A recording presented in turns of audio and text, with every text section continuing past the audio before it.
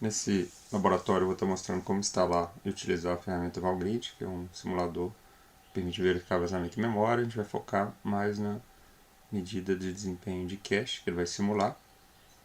Pode ser também usado para predição de desvio, mas essa parte ainda está em desenvolvimento.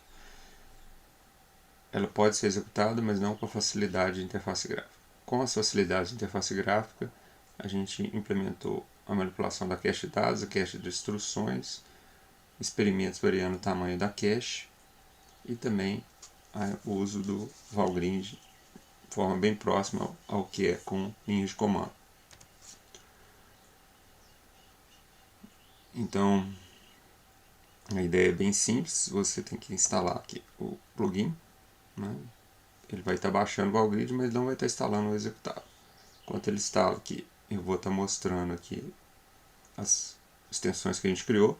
Então a gente criou primeiro uma extensão bem simples, que é a Data Cache, que vai usar os valores default para cache LL de último nível e a cache de instruções, e você vai poder programar a cache de dados. Então aqui você vai poder colar um código C e através dessa interface gráfica aqui você escolhe qual que é o tamanho, né, da cache. A primeira vez que ele roda ele demora um pouquinho para poder instalar o Valgrind, mas depois que ele estiver instalado, né, a gente não tem dificuldade aí de execução.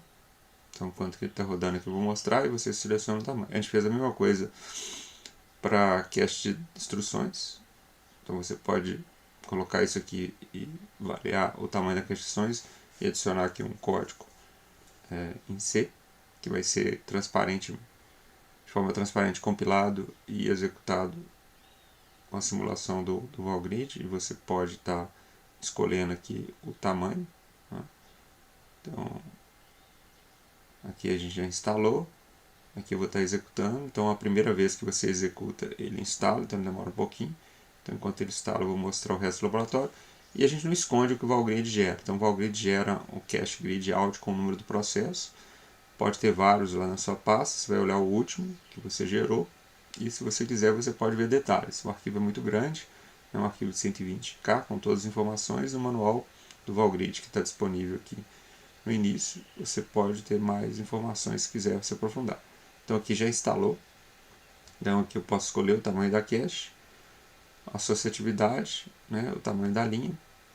E a gente colocou aqui alguns facilitadores, porque a linha tem que ser maior que 32, o tamanho da cache tem que ser o valor exato. Então eu posso falar 4K, eu tenho que falar 4096 vezes 1024. Né, tem que dar o número exato para a cache 4K.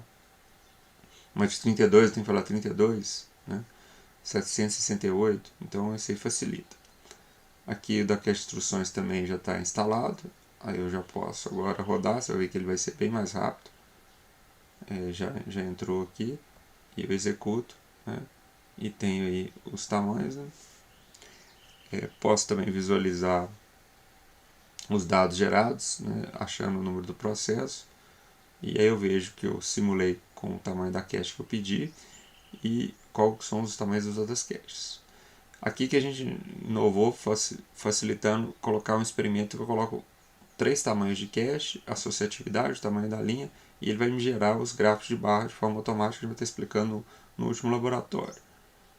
Então aqui tudo de forma transparente, ele executou, né, e fez com cache 16, 32 e 64, mostrou a taxa de falhas, a gente já filtrou da saída, então eu posso colocar aqui mais uma cache 8, que já vai dar um pouco de perda de desempenho para essa multiplicação de matriz. E vejo aí, né, que deu uma diferença, né, grande. Eu posso dar um zoom aí, né, por isso que eu tinha feito essas três, que elas são muito próximas para ver o que acontecia. E aqui a gente vê aqui na hora que coloca a cache, né.